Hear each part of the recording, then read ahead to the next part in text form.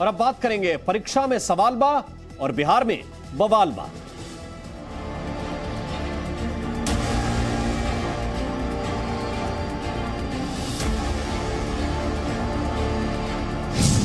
देश विरोधी सवाल, मच गया बवाल।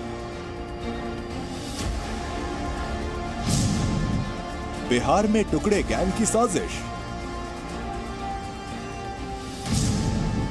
कश्मीर को बताया अलग राष्ट्र। स्कूल में टुकड़े गैंग की पाठशाला।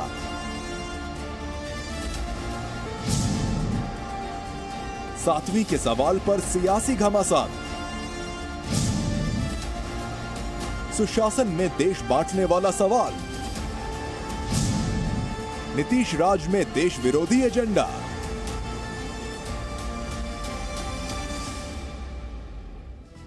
ये सिर्फ 10 जर्सी गायों के साथ हर साल 18 लाख कमा रहे हैं।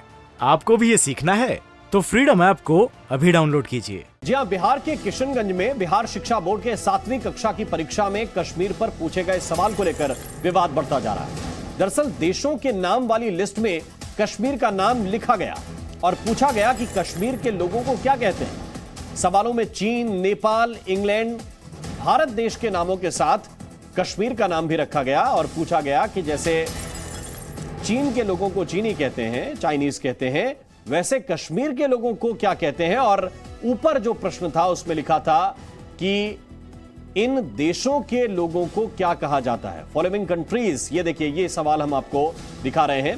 एक जो प्रश्न है वो इस वक्त आपके सामने है और इसी प्रश्न को लेकर बवाल मचा हुआ है कि कश्मीर के लोगों को क्या कहा जाता है, लेकिन कश्मीर को देशों की सूची में रखा गया।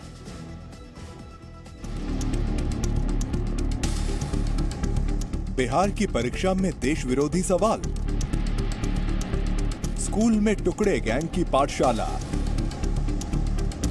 सुशासन राज में देश बांटने वाला सवाल। बिहार में 7वीं की परीक्षा में एक सवाल पर बवाल मच गया है। प्रश्न पत्र में कश्मीर को अलग देश के तौर पर बताया गया है। 7वीं की परीक्षा में पूछे गए सवाल पर नजर डालिए।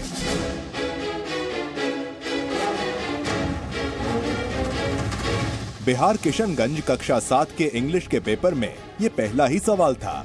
पूछा गया कि इन देश के रहने वाले लोगों को क्या कहते हैं। जैसे चीन के लोगों को चाइनीज कहते हैं, नेपाल के लोगों को क्या कहते हैं, इंग्लैंड के लोगों को क्या कहते हैं, कश्मीर के लोगों को क्या कहते हैं, भारत के लोगों को क्या कहते हैं। दरअसल 17 अक्टूबर को अंग्रेजी की परीक्षा थी, लेकिन प्रश्न पत्र के पहले ही सवाल से देश भर में बवाल मच गया।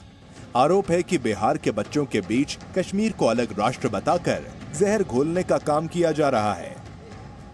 जिला शिक्षा पदाधिकारी से जब इस मामले पर सवाल किया गया तो उन्होंने कैमरे के सामने कुछ भी बोलने से साफ इनकार कर दिया, जबकि कुछ अधिकारी इस पूरे मामले को मिसप्रिंटिंग बताकर पल्ला झाड़ रहे हैं। बच्चे को जो क्वेश्चन मिला उस प्रिंटिंग मिस्टेक, इन्होंने ये प्रिंटिंग मिस्टेक होना नहीं चाहिए, ये गलत है। और इसमें तो दिया है वो what are the people of the following country called, one is for you. हाँ, तो ये कंट्रीज, तो इसमें हमको लगता है कि ये स्पेलिंग मिस्टेक है।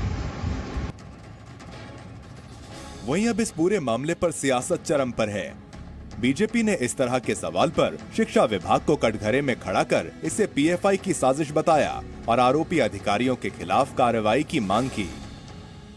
सरकारी जो हाफ ईयरली एग्जाम होता है उसमें प्रश्न पूछा जाता है कि चाइना में रहने वालों को अगर चाइनीज कहते हैं तो इंग्लैंड में रहने वालों को क्या कहते हैं, नेपाल में रहने वालों को क्या कहते हैं, कश्मीर में रहने वालों को क्या कहते हैं और भारत में रहने वालों को क्या कहते हैं। इस तरह का प्रश्न पूछना यह बताता है कि बिहार सरकार के अफसर पूरे तौर पर पीएफआई की गतिविधियों में संलिप्त है। ऐसा पहली बार नहीं है जब बिहार शिक्षा विभाग विवादों में आया है। इससे पहले भी पूरे सीमांचल क्षेत्र में हिंदी स्कूलों को शुक्रवार को बंद करने पर भी काफी बवाल मचा था। और अब कश्मीर को अलग राष्ट्र बताने वाले पैटर्न का प्रश्न पत्र सीमांचल के अररिया, किशनगंज और कटिहार के छात्रों से पूछा गया है। ब्यूरो रिपोर्ट, जी मीडिया। ये सिर्फ 10 जर्सी गायों के साथ हर साल 18 लाख कमा रहे हैं। आपको भी ये सीखना है तो फ्रीडम ऐप को अभी डाउनलोड कीजिए।